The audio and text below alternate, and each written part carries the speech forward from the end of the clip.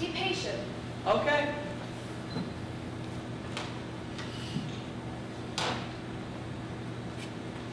Dispatches of Candor, blog date September 1st, 2010. New paragraph.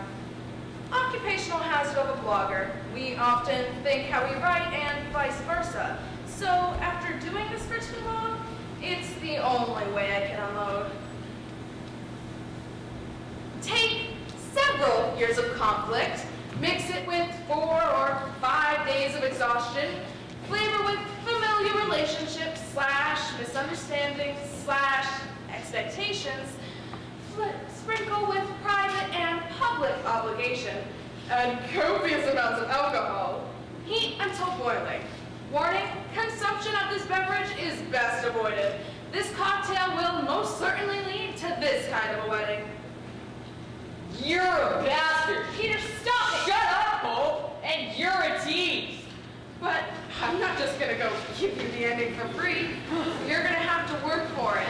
So let's leave drunken, broken-hearted Episcopal priest right there, hanging in time and space, and go back to when them their horses were still in the corral. Back to, okay, same church, same players, about 10 years earlier? Wait, no. Dark. I can't even think those words without feeling like I want to pee my pants. You play this game, which is sort of like hide-and-go-seek inside. And if your dad is rector at St. Thomas Episcopal Church in Candor, New York, you play it in a church. You play it at night. You play it with every single glimmer of light and hope blotted out. Your heart races, and you're panicked, and you're scared all at the same time. It is awesome.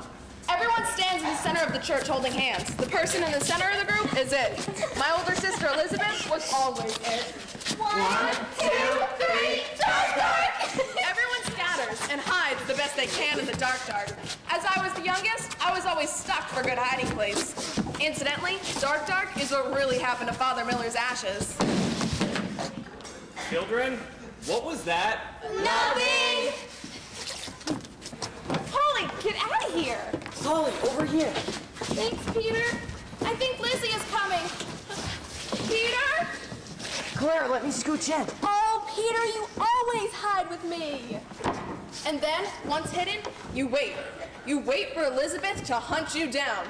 And when she did, you'd scream in fear for your life. I'm serious. That was Lizzie. You knew that if she found you, she was going to kill you. And I don't mean like figuratively. Lizzie, I love her very much. Kind of a psycho. However, my brother Peter had something much worse to hide from. My other brother, Marcus. Oh, Marcus, stop. I would get stuck someplace for what seemed like hours.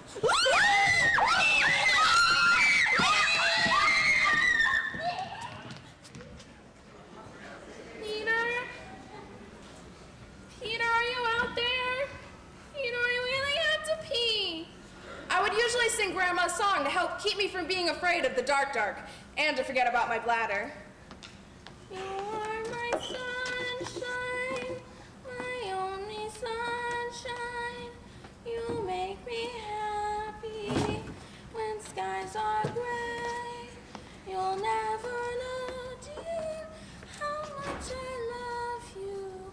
Please don't take my sunshine away. Ew! Did you just pee on the altar? Children! What's all this screaming? Daddy, we're playing Dark. Boys and girls, let's not be tempestuous. I'm trying to get ready for the St. Francis Blessing of the Beasts. This place is going to be torn up enough from all of the hooved kids Buzz Williams is sure to bring in tomorrow.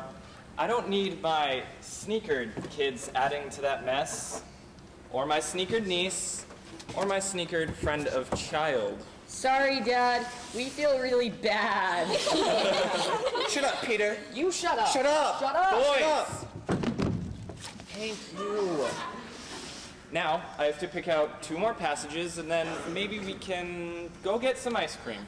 What about 1 Corinthians 13? Love is patient, love is kind. The wedding special. I am so sick of that one. Every time Daddy does a wedding, oh, I like that one. What does it have to do with animals? You have to be patient and kind to animals. Oh, right. What's this? Where's your grandmother? I'll get the vacuum. I was named after my grandma Polly, who was sort of like a Sour Patch Kid. Sweet one moment and sour the next. Sweet caretaking grandma was the soft and lovely stereotype you might imagine.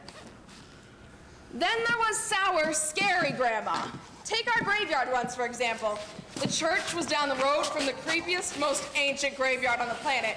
And annually, on Halloween, all of us would make the spooky dark, dark running race down there. Okay, first one to the cemetery wins. Incidentally, my control freak of a sister doesn't like to lose. The first year, I went through the pasture, and I beat her fair and square. The next time, she was ready. Okay, first one to the cemetery wins, except this time if you have cow poop on your shoes when you get there, you're out. Hope went through the pasture and got there first, but we were all still in time to see her wiping doo-doo from her shoe. Okay, first one to the cemetery wins, except this time you have to name all the medals on the periodic table when you get there, or you're out. Anyway, back to scary grandma. Once we had made it down to the cemetery, we would then have to make our way back to the church in a shivering cluster of nervous panic. Although we thought grandma had stayed back at the church, in reality, through some sort of creepy grandma magic, she always managed to beat us down there and scare the life out of us. A footstep cracking a stick in the woods that startled you. What was that? A cackle that made your heart stop. A screeching howl that froze your entire body in place, except your bladder.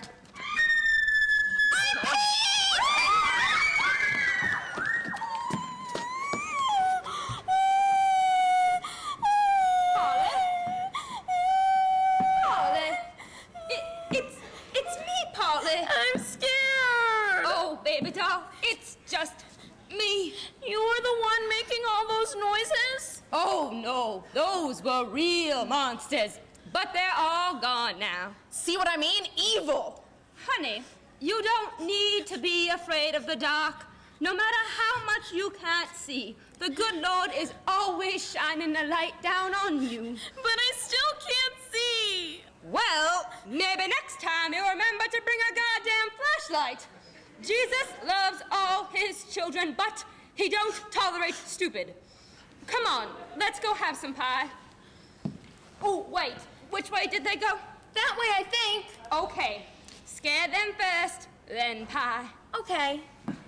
New paragraph. Let's talk about my brothers. When I contracted breast cancer, I was in my mid-30s, so there are a few times I need to explain it to my elementary school students. I had to work by analogy. Fortunately for me, my brothers provided enough material to work with. First, you have the older brother, Marcus. We bug. Bye. We buy Apples.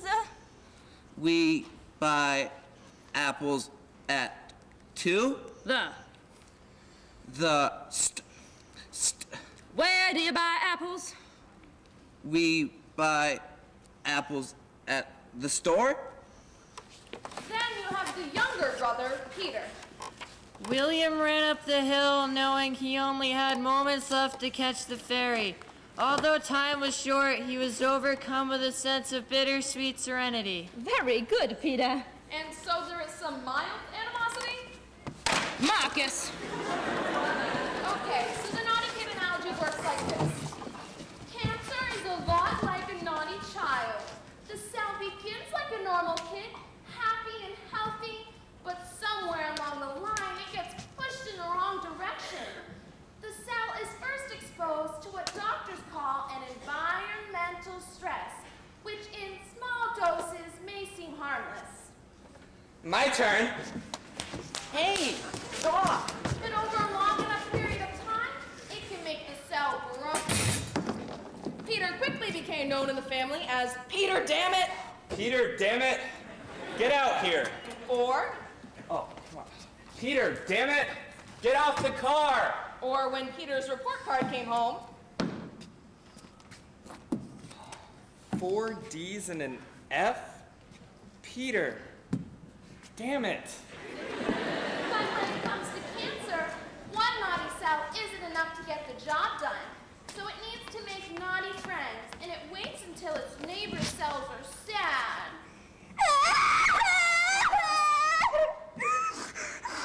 What's the matter? Craig broke up with her. Again? I hate him! I just want to kill him! I know, sweetie.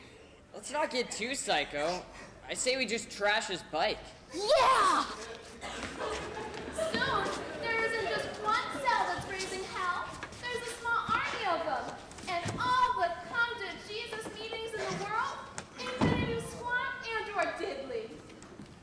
I'm going to ask a question. I would like honesty. Which one of you snuck out last night and stole the station wagon? Peter, damn it! Come with me. The cancer has spread. Are you coming? Yeah, just a sec. Be a little patient. Hey, I've got all the time in the world. Okie dokie. I'd better move this along. So then comes substance abuse. Marcus, no hope, Lizzie, Peter and Polly. We'll take it outside. If your father sees you doing this, he'll have a conniption. Peter, damn it! Too late. Sit. The communion wine is missing. Polly, come on, honey. I don't think Peter would have taken it. I know you do, honey. I want to tell Daddy that. Well, why don't you just sit tight and wait to shine a light on him afterwards? Okay. The communion wine is missing. I didn't take it. Peter, I'm going to say it again. The communion wine is missing.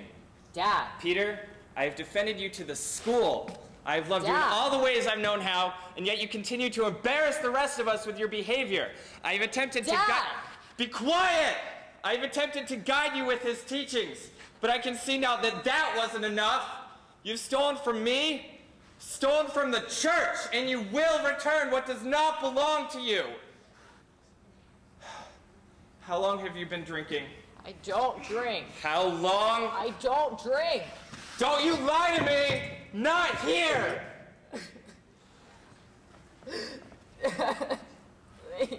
Son of a bitch.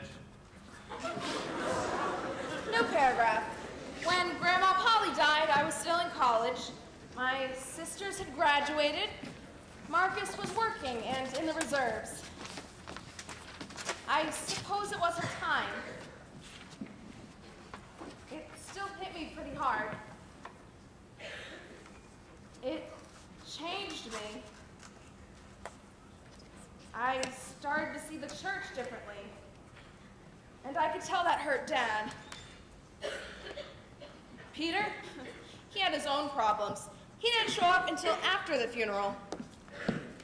So, your grandma is just pissed at the dogs. She gets up, goes upstairs into Marcus's room, grabs his BB gun, comes downstairs, and the dogs just scatter. And I'm like, Grandma Polly, that's awful. And she goes, oh, don't you worry, I wasn't gonna shoot them. And then I'm like, well, how did they know to scatter?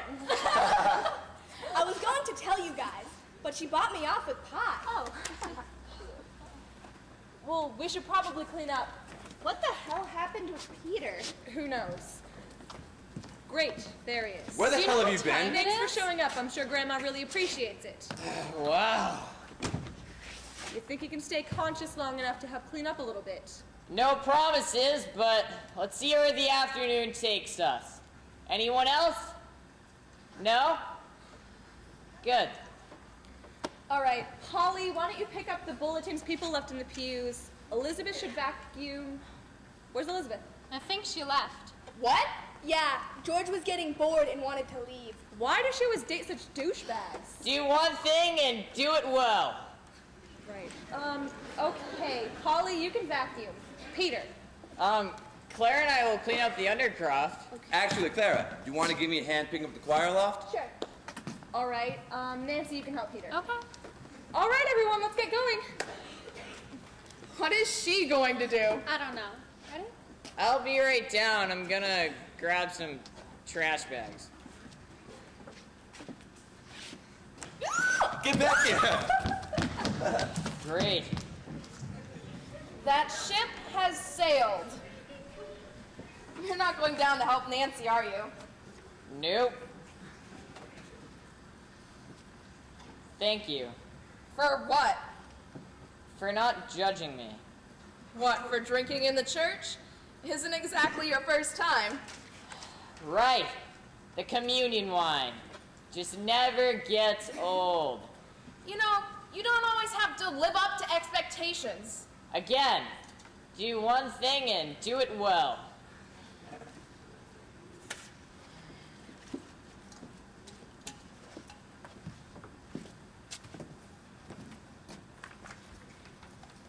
I didn't take it, you know. Didn't take what? The communion wine. Marcus did. I saw him do it, but I didn't say anything because, well, thought he'd do what he always does. What brought that up? Grandma died thinking that I took it. I don't think Grandma even remembers that. Or anything for that matter. But if it helps, I never thought you took it. But since then, Like you said, just living up to expectations. let it go. Okay, thanks. Don't give me the brush off. Then don't give it to me. Can we just... Fine. Besides, if it makes you feel any better, I'm sure Grandma would be more upset by my complete lack of church attendance lately. How does that work, by the way? We spend every waking moment here as kids, and none of that rubbed off on you. I don't know, I've just moved past it. What's that supposed to mean? Come on, it's all a little much, isn't it? Especially since Grandma died. A bird lands on a branch outside our window and everyone's all, oh, it's Grandma Polly sending us a sign she's okay. The wind picks up and it's Grandma Polly telling us she's with the Lord. The sun sets and it's Grandma Polly telling us she's still here. Then I say, that doesn't make sense because it's symbolizing something leaving. Then Dad says, oh, but yes, the sun is rising somewhere else. Oh. How do you know he's not right? Jesus, Peter, really? Polly. Peter? Polly. Peter? You've been at college too long. Don't do that. How do you know? What, that it's not God? Have you ever considered that God is just a word we give love? What do you mean? When we all collectively see Grandma on a sunset, that's love. That's the family all aiming their love at that one point and giving the moment its power.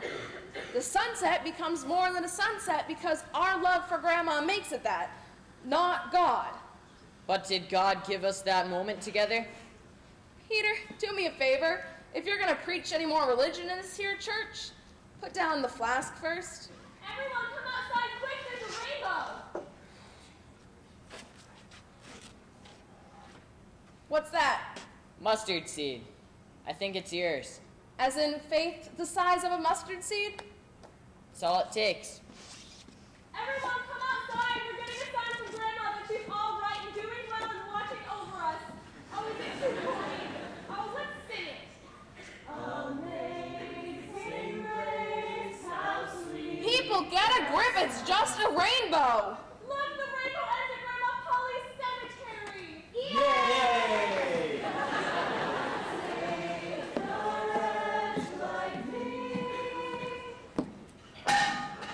Let's shoot ahead now, shall we? We grow up or we get older anyway. The doctors find that lump in my left breast and the chemical wackiness ensues. Meanwhile, my brother decides to take up the family business. Dad gets a chance to see Peter ordained before he passes on. I think it was the happiest day of his life. But, you know, people don't really change. And this is where we get to the moment that started this blog in the first place. Clara's wedding. You look good. Thank you. You really do. Thank you. How do you feel? Like my veins are on fire and I want to throw up, but other than that, fantastic. When do you get the results back? This next Monday. That will tell if the chemo and radiation is working? Right. Incidentally, for you readers, let's just kill the suspense. The tests come back and it's stage 4. The cancer's all over the friggin' place. My liver, my lungs, the carpets. The treatments have just pissed it off. I'm so glad to see this day finally come. Yeah, and none too soon. Ew.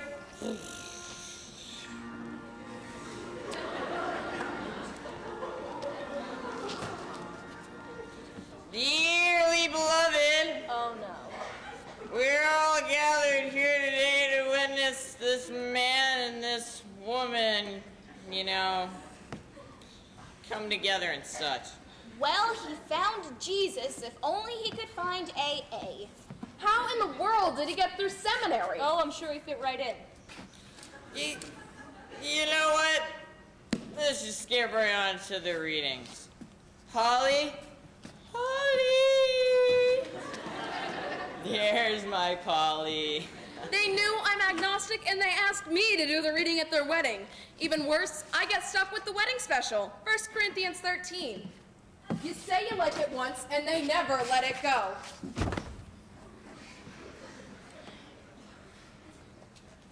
Love is patient, love is kind, it does not envy. We all know that's not true. Oh, just a joke, keep it going. Okay.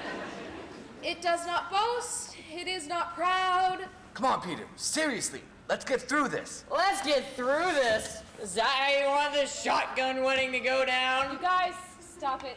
I think we all know the reading. Polly, you can have a seat. Thank you. So you take her from me, you knock her up, then you finally decide to do the right thing and marry her, and all you want to do is just get through this? Peter, why don't we just skip to the rings and the I wills? My family isn't even here. It's not important. Jesus Christ, Peter, get help. Whoa! Hold the phone, Oprah. You go from loser boyfriend to loser boyfriend. You can't balance a checkbook and you want to lay down the judgment on me? You son of a... And here comes the psycho! I will kill you! Dizzy, chill. Thanks for this. Seriously? I'd kick your ass. Go ahead and try it, big man. I'll tell you what. I'm not the same little kid that you used to pummel. And if you want to blame someone, blame yourself. How is this my fault? You see, it's simple. You're a bastard. Peter, stop it. Shut up, Hope, and you're a tease. Please, stop. Suffice it to say, they ended up eloping. I had planned to get Peter to sit down with the family, but the Angel of Death doesn't call ahead for reservations. Okay. It just shows up and gets a table. Hello! Stop blogging. It's time. You couldn't have waited just a little longer? No. Death waits for no one and such? Oh, give me a break. All those chemo-induced infections, the rapid weight loss. You went into the ICU 5 times before I finally took you away. And I could have busted my way out of hospice if you'd just shown some goddamn patience!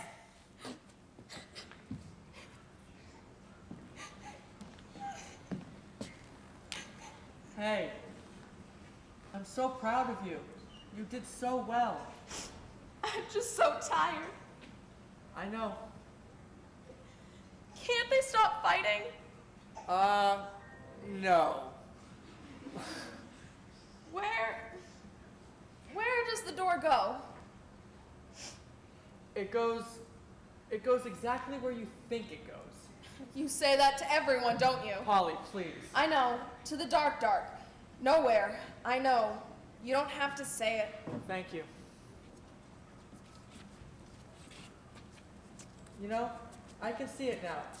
You have your grandmother's eyes. Grandma Polly? Yeah. You're not still pissed about me taking her, are you? No. No, I think it was her time. It was.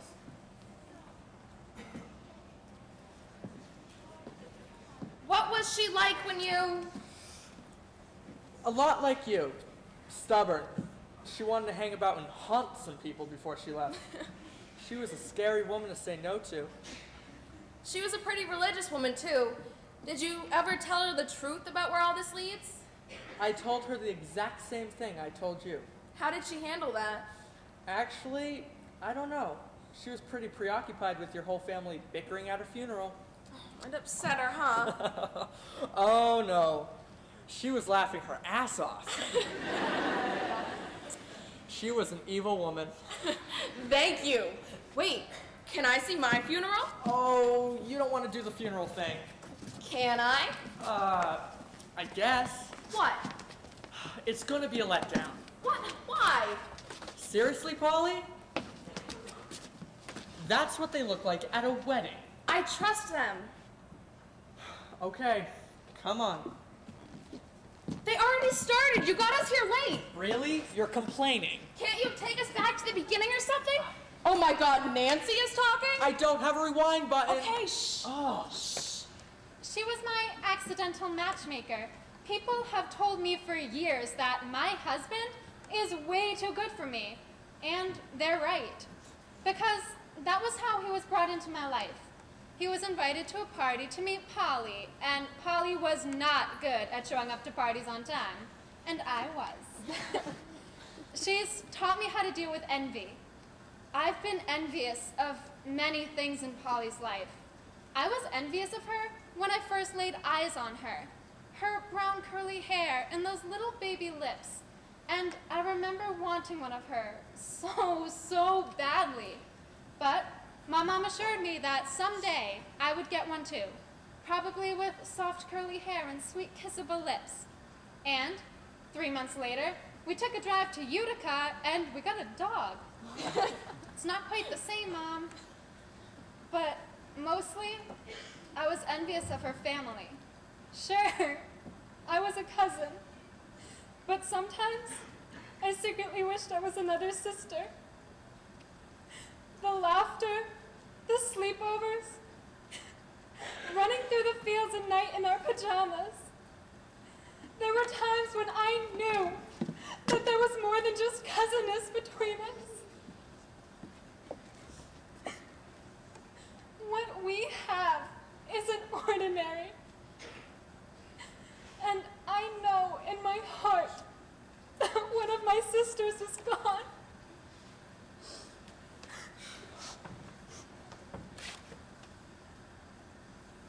Oh my God, they let Peter officiate? Yep, told you.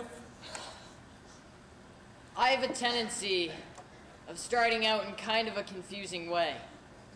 But trust me, it always gets there in the end. And no, that's not the communion wine talking. Thanks to Polly, I've been dry for 3 weeks. I was on my way home from Watkins Glen yesterday, and I was trying to think of what scripture I should read for you today. And you may ask, well, why did you wait until yesterday? I've had 3 weddings this week, so I've had plenty of time to consider Polly's favorite, 1 Corinthians 13. Or as we all know it, the wedding special. But that didn't seem right. And to be honest, nothing seems right.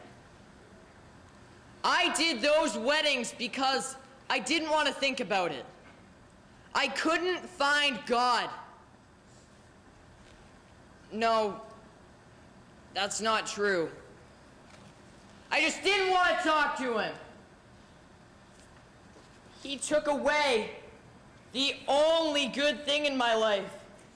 So you'll forgive me if I don't feel like praising him right now.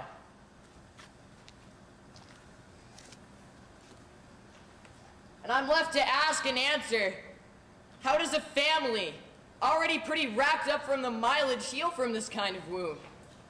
And the answer's just sitting there, right in front of us, in that damned 1 Corinthians 13.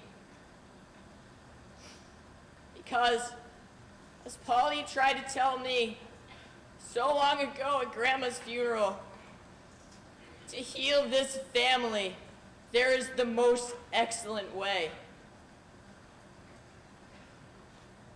If I have the gift of prophecy and can fathom all knowledge and all mysteries, and if I have a faith that can move mountains, but do not have love, I am nothing.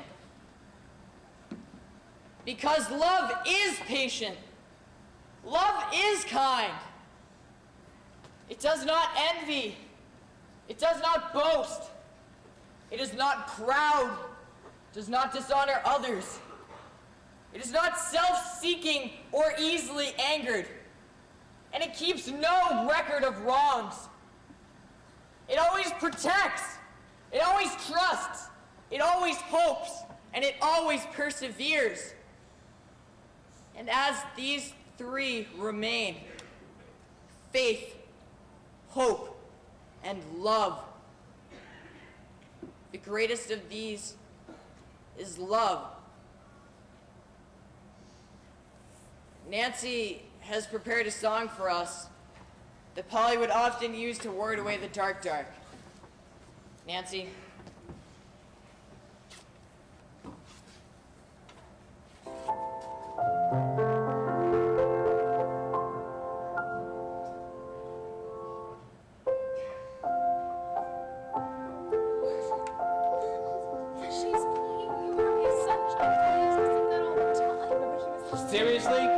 Seriously? You two can't even shut up now? Marcus!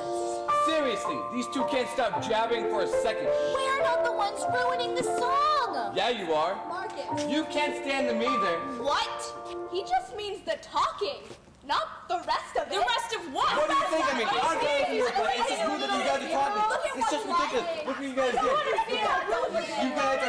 You guys are just, oh my God. Do you need your mustard seed back?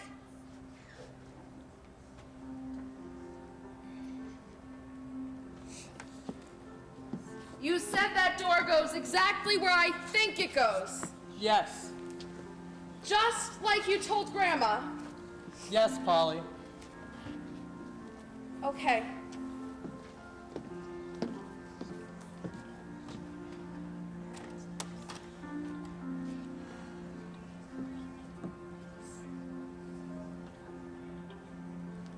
All right, Grandma, let's give him a show.